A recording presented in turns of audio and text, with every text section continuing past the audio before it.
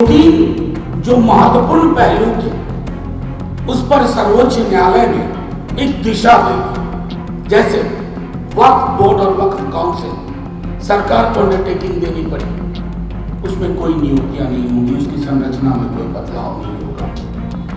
Non Muslims की मौजूदगी, उसके बारे में भी स्पष्ट तौर पर निर्देश दे दिया गया कि एक्स ऑफिसियो जो पहले भी होते थे के अलावा कोई नहीं है।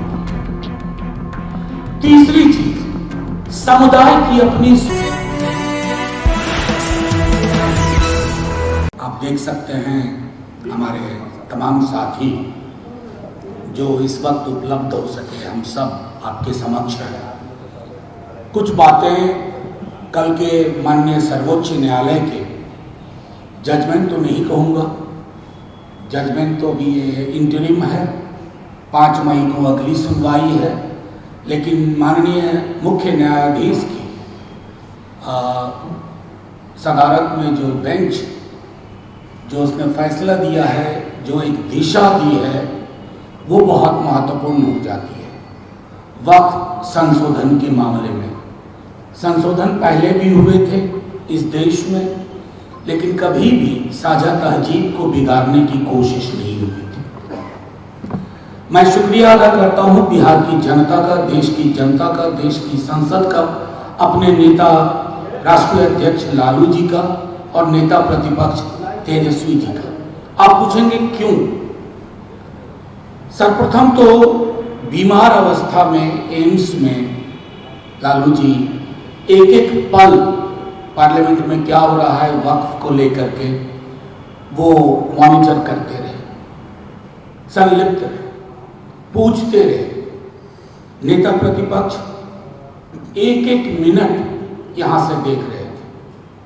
हमारा आंकड़ा दोनों सदनों में बहुत अच्छा था, और ये मैं दोबारा कह रहा हूं आपके समक्ष, ये सिर्फ मुसलमानों की लड़ाई नहीं थी।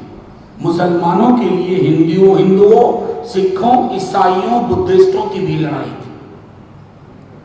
सब ने मिलकर के ये संघर्ष किया।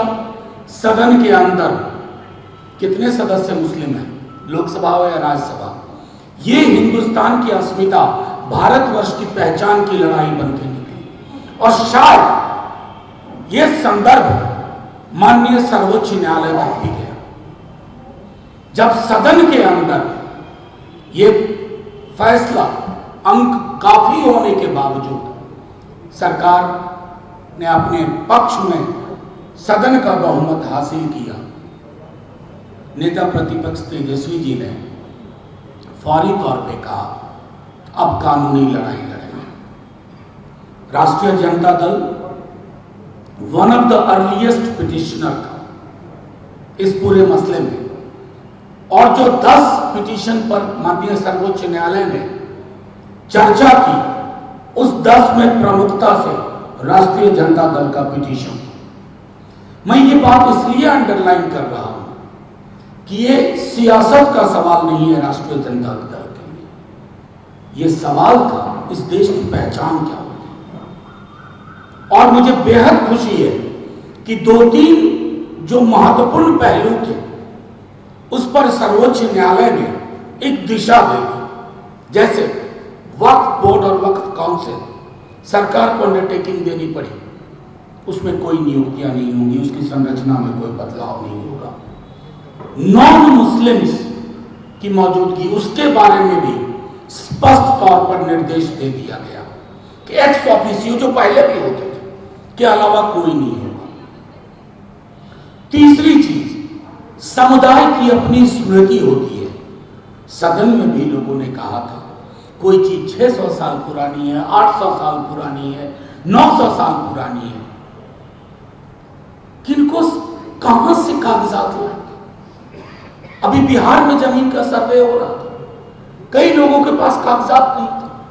और एक लोक स्मृति को असल में सोच क्या थी? इस भाजपा की सरकार जो कि बिहार में भी विद्यमान है, दोबारा से नीतीश जी की अंतरात्मा फिर जब उस करवट बैठी, इनकी ये अर्थव्यवस्था संभाल नहीं पा रहे हैं। तो जब अर्थव्यवस्था नहीं संभलती है तो मोनेटाइजेशन ऑफ जमीन आपके लिए पैसा उगाही का तरीका हो जाता है। आपके मित्रों की लंबी फहरिस्त है, आप उनको उपकृत करना चाहते हैं। नाम लेने का कोई फायदा नहीं।